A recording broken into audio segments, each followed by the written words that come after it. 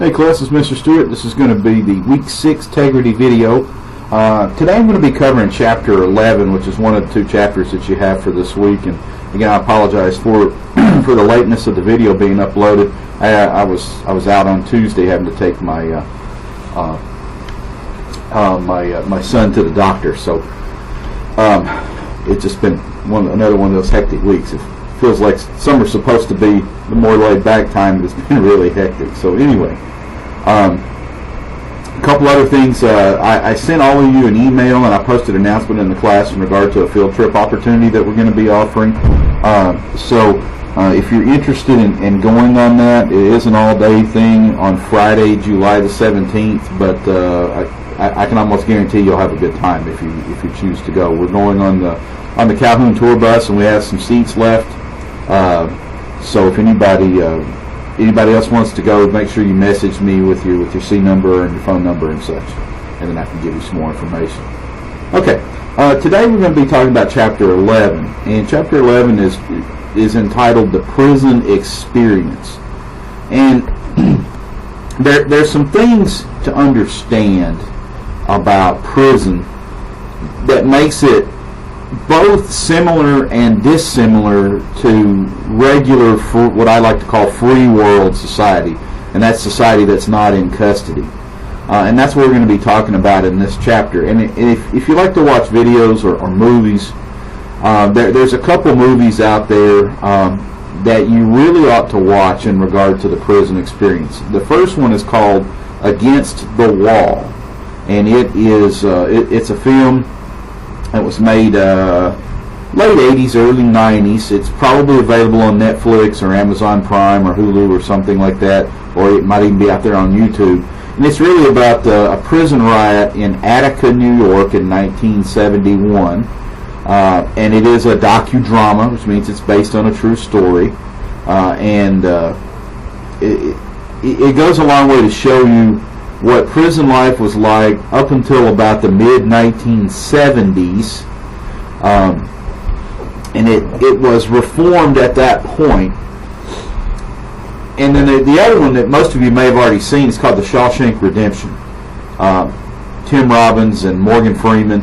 Of course, it's set in the 1930s, 1940s, 1950s. But it does probably one of the best jobs of depicting prison life for inmates. Prison life for inmates hasn't changed a whole lot other than they've gotten some technology since probably the 1920s and 1930s in this country. So, prison is not a pleasant place to be, contrary to popular belief. Now, some prisons are better than others, but prison is just not a place that you really want to spend any length of time. It's just not a nice place to be because there's things happen in there. So as you're reading this chapter, keep that in mind, that as good as some of it may sound and as bad as some of it may sound, it's just not a place. It's not a place to be. I'd much rather be out in free world society for sure. So the learning objectives for this chapter ask us to discuss the inmate code and talk about the values of the prison subculture, be familiar with prison economy, explain the different types of prison violence, and discuss what can be done about prison violence. So not a lot of learning objectives, not like what you had last week, but these are some pretty important parts that really help you understand the prison experience. So the first one's going to ask us to talk about the inmate code and where the values of the prison subculture come from. And when we talk about the inmate code, what we're really talking about is this set of rules and conduct for what the inmates are expected to live by. Now, I'm not talking about the rules and regulations of the Department of Correction here. I'm talking about these unwritten rules and regulations for how an inmate is supposed to act. And this is passed on from inmate to inmate and from prison subculture to prison subculture. And this may even be in opposition to some of the rules and regulations of the prison itself. So, and some of it makes sense and some of it may not make as much sense to you. But what this really does is it kind of defines the image of what we would like to call the model prisoner. And so what this inmate code consists of is, number one, don't interfere with inmate interests. Don't mess with the status quo, basically. Don't mess with, if inmates are getting a particular privilege, don't do something that upsets that apple cart. So this is a pretty wide objective in regard to the inmate code, because you understand that if an inmate violates this code, the inmates will take care of business themselves. They're not going to run to the staff and say, so-and-so, did this or so-and-so did that. They're not tattletales. Very, very rarely are they tattletales.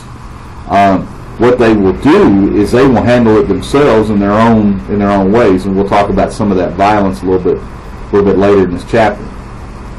It also says don't quarrel with other inmates. Don't fight with them. Don't exploit inmates. Don't trust the guards or the things that they stand for. Now this one again is in direct opposition to the rules of the and regulations of the prison or the Department of Correction itself, because the guards are the authority figures. In a prison, the guards are considered the police, and the inmates are considered the bad guys. And for the most part, all of the inmates will stick together, no matter what their race, their culture, their ethnicity is.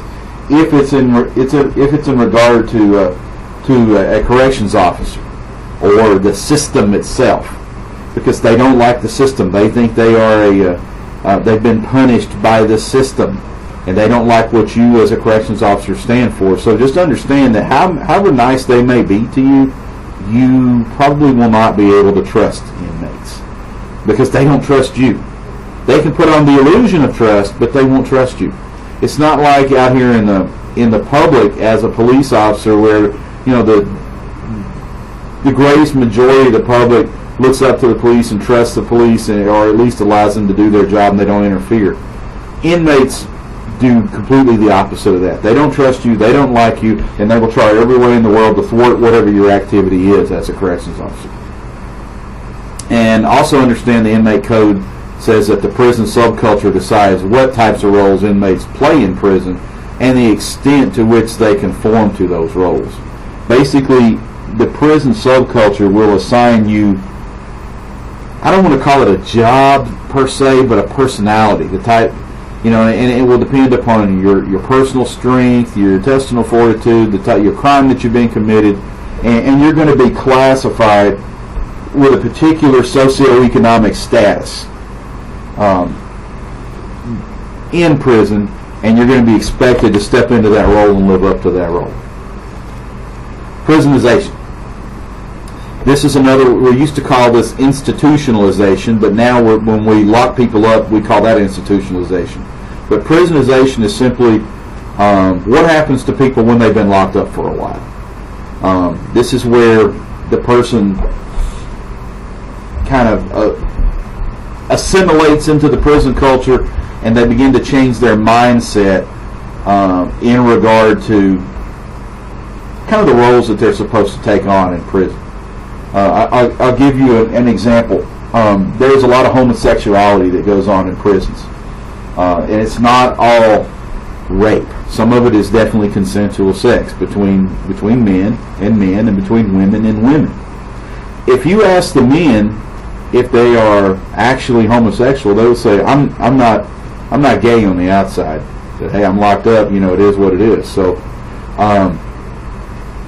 that's kind of an expected behavior, that the men will be having sex with men and the women will be having sex with women while they're in prison. And then if and when they get out, they typically don't necessarily continue that lifestyle.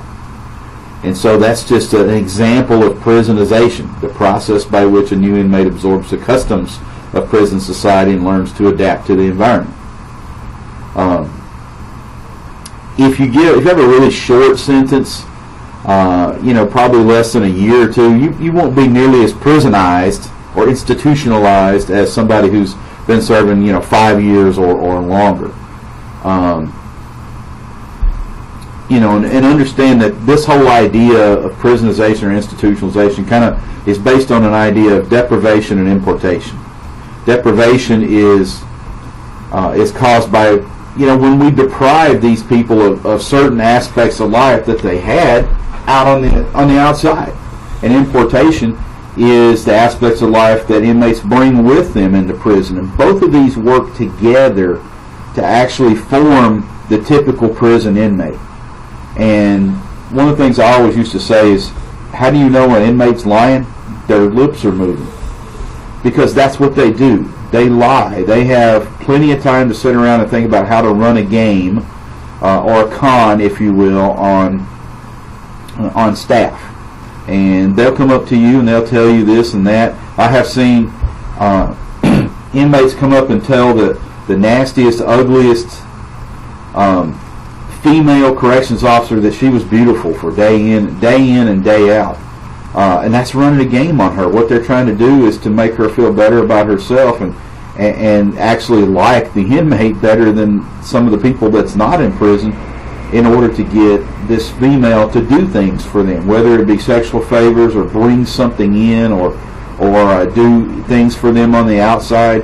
And it's very easy to become compromised by an inmate when they're doing nothing but building you up. But you have to understand, it's a game.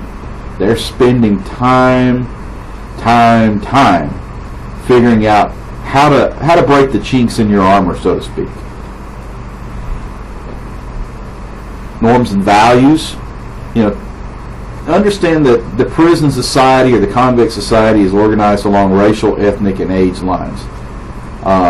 It is probably even more segregated in prison than it is out here in the real world. I mean, out here in the real world, you'll see races and ethnicities intermingle to a certain degree, that they will get along fairly well.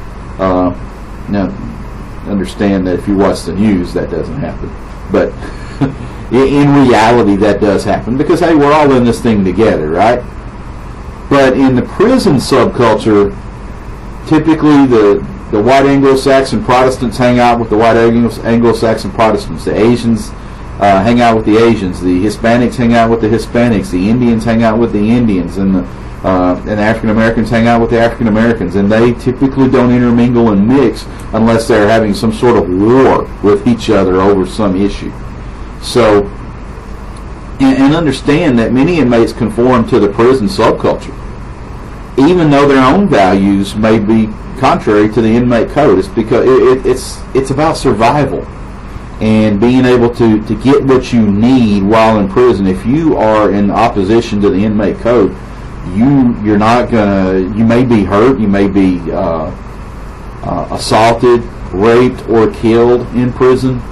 So it's about doing what you have to do to survive, and it's kind of hard for us to understand how people would compromise their own personal integrity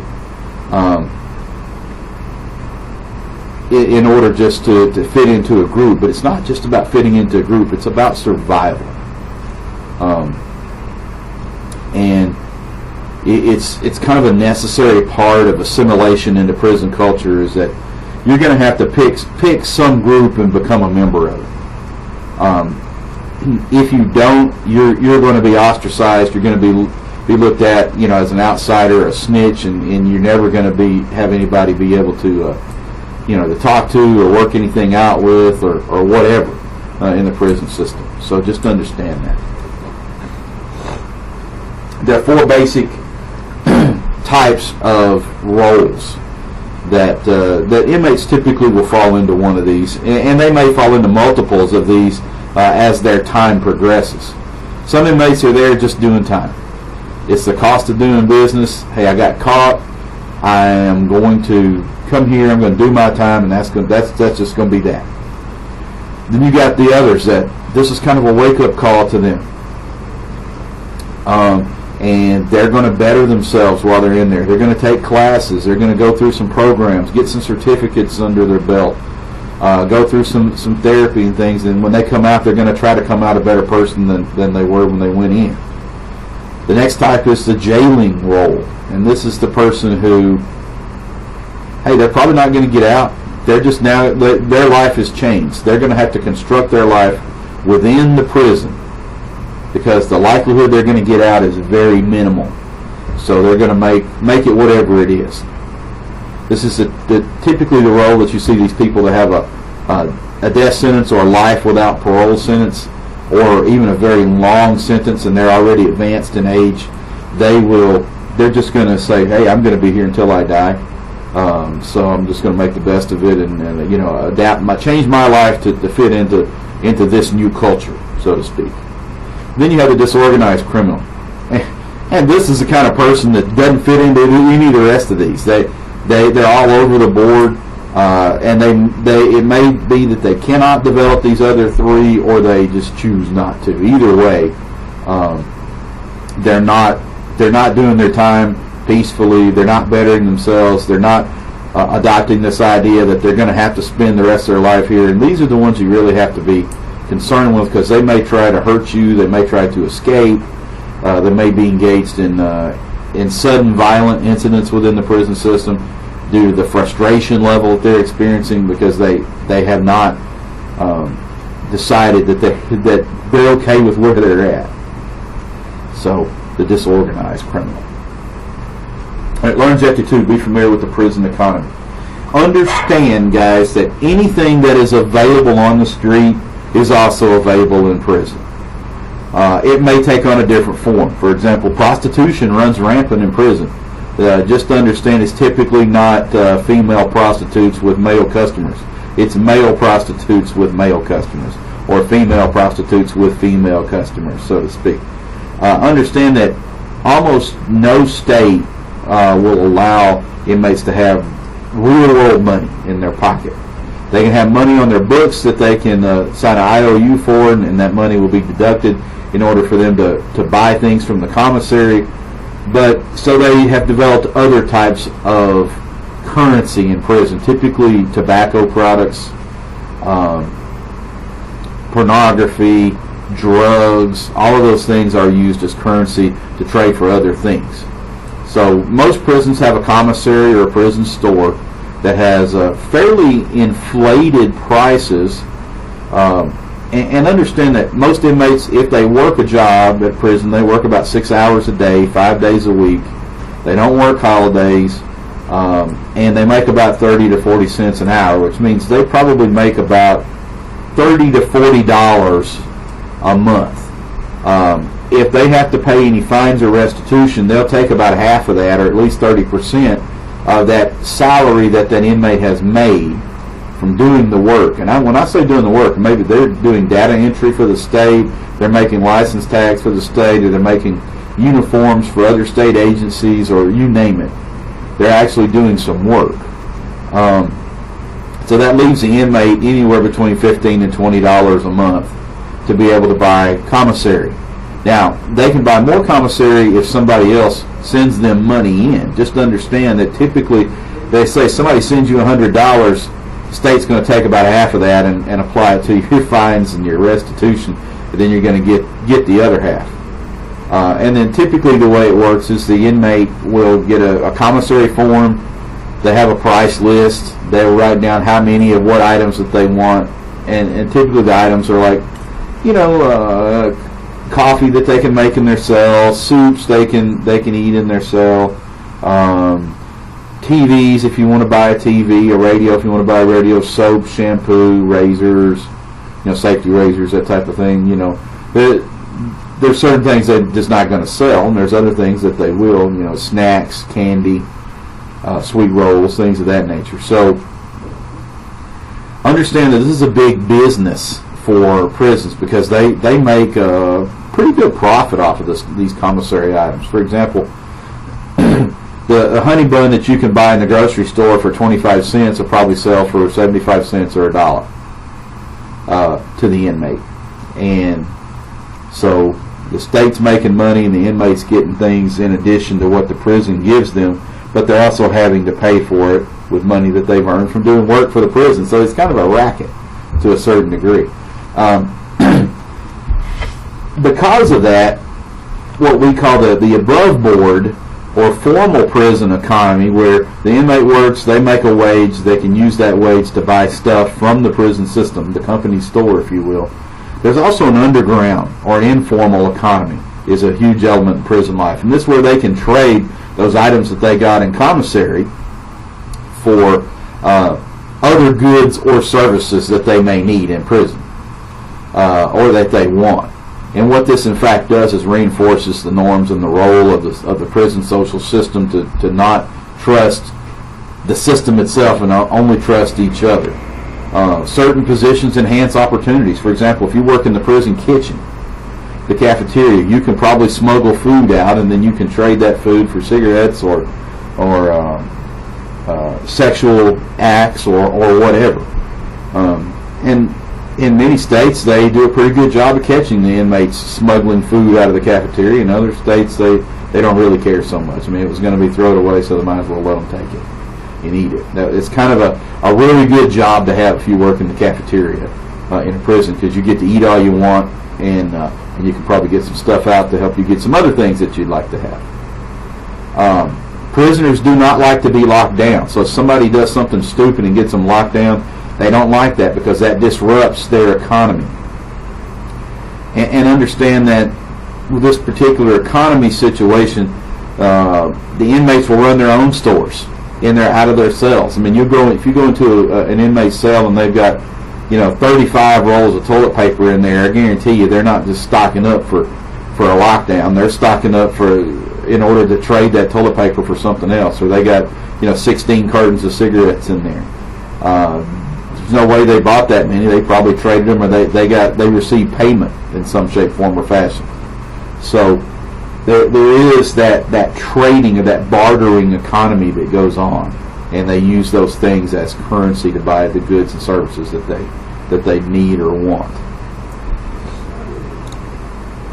All right, learn objective 3. Explain the different types of prison violence. Understand that prison is a violent place. And I don't know if I necessarily agree with this particular statistic. Having worked in a prison myself and having been in many prisons throughout my career,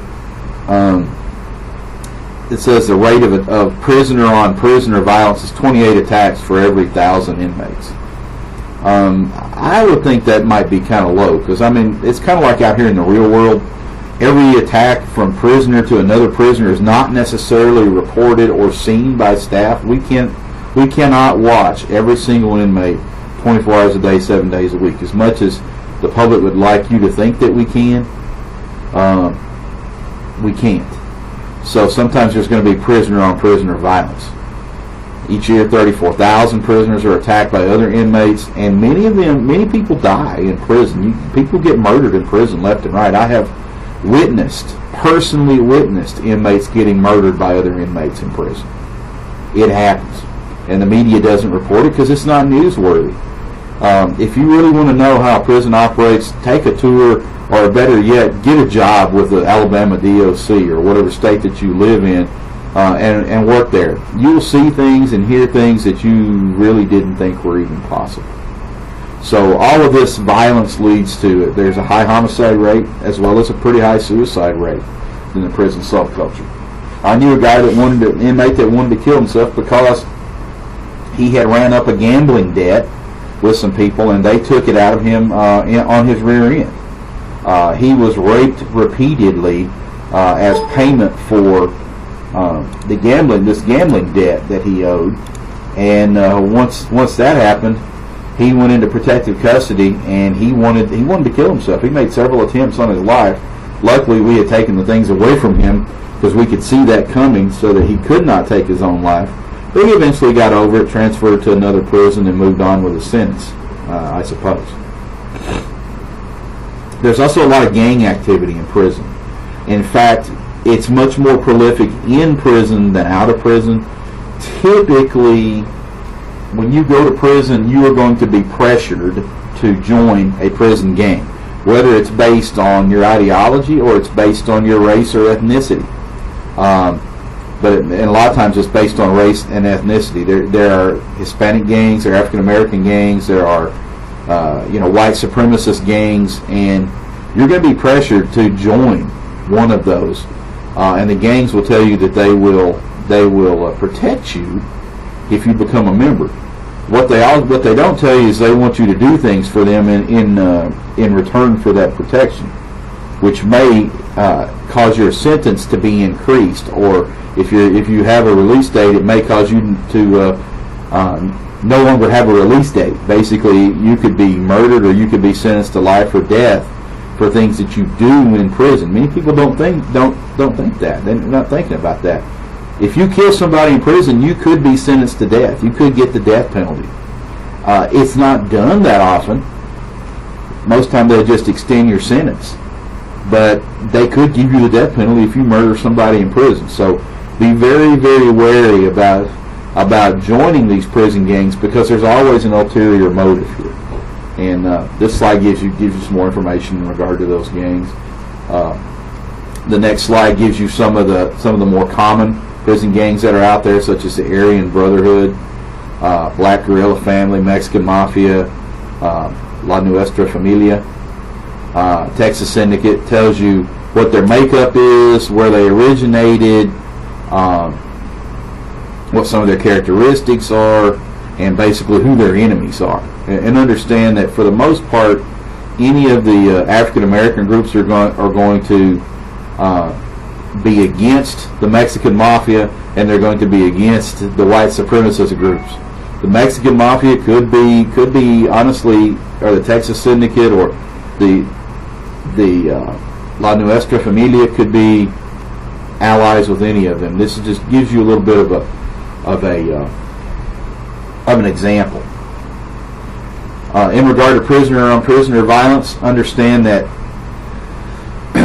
inmates that tend to be victimized in prison can be put into protective custody as a way to keep them from being victimized, although protective custody is like maximum security, and you cannot have interaction with any other inmates. Most inmates do not like protective custody unless it's a last resort, because you lose any socialization that you had in prison. Only person you really get to socialize with are probably the prison, the corrections staff or the guards. It's not pleasant. Your opportunities are very limited. You don't even get to go do a lot of the same things that other inmates get to do, because if you're at risk for victimization, then they're not going to put you out there where you're going to be victimized. And understand that prison rape is something that is an ongoing issue. In 2003, the Prison Rape Elimination Act was signed by President Bush, and it was supposed to help eliminate prison rape and allow for prosecution, increased prosecution of prison rapists, and allow for protection of prison rape victims. It was also done to help kind of stop the spread of sexually transmitted diseases like hepatitis or HIV that are spread between homosexual sex. I don't know how successful it's been. I mean, I'm sure it has helped some, but I don't think it's been as successful as they had hoped it would be. The typical prison rape perpetrator tend to be about almost 50% black, almost 40% white males, and they involve a single victim almost 100% of the time. Very rarely are they going to rape multiple people at once. The interesting part is you may have multiple rapists on a single victim in prison. That does happen. Your victims tend to be male, under 40. They may also be considered weak or effeminate to a certain degree. They're typically the first-time nonviolent offenders that really don't know the prison culture, and they make some faux pas, if you will, some mistakes, and maybe they develop allies with the wrong people, and they get taken advantage of. They're also typically not to have been affiliated with a gang, or prison rape victims are often pedophiles themselves, and many of the more masculine rapists are not doing it for sexual pleasure. They're doing it for power, to show that, hey, you are not the strong one here, you're the weak one, and you're going to do exactly what I say when I say do it. Or they may do it as punishment if they believe that you snitched on another inmate. So they most frequently possess one or more of those characteristics. Those victims do. There's a kind of a funny movie out there that if you hadn't seen it, you ought to watch it, because it kind of addresses this whole issue with prison sex and prison rape, and it's called Let's Go to Prison. It also is kind of a parody on how the criminal justice system works and how people get sent to prison, and some of the in regard. It also talks about the prison economy. I mean, it's blown way out of proportion, but it'll give you an idea of how it actually works, and you can get a laugh or two out of it too if you can get by the strong sexual situations part of it. Prisoner officer violence also happens. This is what we call, staff assaults, inmate on staff assaults. It typically occurs in specific situations against certain individuals. Typically, prison staff are targeted for assault based upon the way they've treated an inmate or a perceived injustice that they've done against an inmate, something like that. In many times they use weapons when they attack the staff, because they want the staff to really suffer. Remember, they don't like you, they don't trust you, and many of them are mentally ill enough not to realize the consequences for attacking staff. But the problem is, if you're the staff being attacked, many times you might not survive. The prison that I was teaching in a prison several years ago, and we had a staff member get his throat cut. He did not perish from that, but he had about 80 or 90 stitches from ear to ear, where they had to sew his neck back together. Luckily, he didn't cut a major blood vessel, and he was able to fend off the attack until backup got there. But he actually had not done anything wrong. He just happened to be the officer that was on duty at the time this inmate decided he wanted to attack somebody. So, you may not have even specifically done something wrong. You just may be at the wrong place at the wrong time. And one of the corrections officer's greatest fears is an unexpected or unprovoked attack.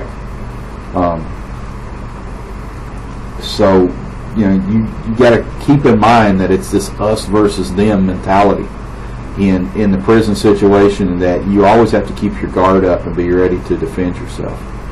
Most of the time, once an officer is attacked, they will be transferred out to the tower to remove them from the situation that caused the violence until things cool down, or the inmates are adjudicated and transferred out to another facility, and then they may be moved back inside to work with inmates again. Or they may not. It just depends on the situation. They may not ever go back inside the walls of the prison, other than being on the tower. It's just a way to protect the officers. Understand that there's also officer prison violence as well. Many guards view physical force as an everyday legitimate procedure. That's something they have to do in order to keep the upper hand in the prison. The inmates call these guys goon squads when they come after you just to beat your rear end. We've seen some of the worst cases of this in California, but understand that officers are authorized to use force to enforce prison rules and uphold discipline and prevent escapes. The problem is it may become difficult to separate whether or not force by officers is necessary, but it does happen. You do see inmates sue staff on occasion for excessive use of force, but it probably happens less in the prison situation than it actually does with the real police. Learn Objective 4, I believe this is our final learning objective, discuss what can be done about prison violence. Well, they've started changing the architecture of prisons so that we can have eyes on more inmates at any given time. We started to we use cameras in. We are decreasing the size of prisons, so having multiple smaller prisons instead of one great big prison. All of those things can affect the amount of violence that happens in those prisons. We're also trying to manage the prisons better as far as improving classification by putting certain inmates together and not putting other inmates together that don't need to be. We're creating opportunities for the inmates who are scared of being victimized, and allowing them to be able to transfer to other facilities or to go into protective custody. We're training the the staff in regard to diversity issues. We're redesigning facilities for better surveillance. We put mechanisms in place for inmates to file legitimate grievances. And we also reward the inmates. Many people don't agree with that if your inmates have good behavior, that they're given some type of reward. Understand their rights are already been taken away. Most of their rights have been taken away. What difference to you and the public does it make if an inmate that's sitting in prison gets to move to a better cell block that has a cushion on the couch out in the day room area instead of a really hard seat? It makes no difference to you. It shouldn't, because the inmate still can't go home and you can. But I don't really see anything wrong with providing a reward, small rewards for inmates who behave well, because that makes everybody else's time and the staff safer. So we start to augment the reward system, and we use stricter unit management techniques, for inmates, so that we don't allow them to do certain things. We're keeping a closer eye on what they're doing. So in a nutshell, that is the prison experience. And I would highly suggest you go out and maybe you watch some of those films and movies, because I think it'll help you understand what I just talked about. Again, if you have questions, problems, or concerns, please reach out, email, text, or whatnot, and I'll see you next week for Integrity and in discussions. Bye-bye.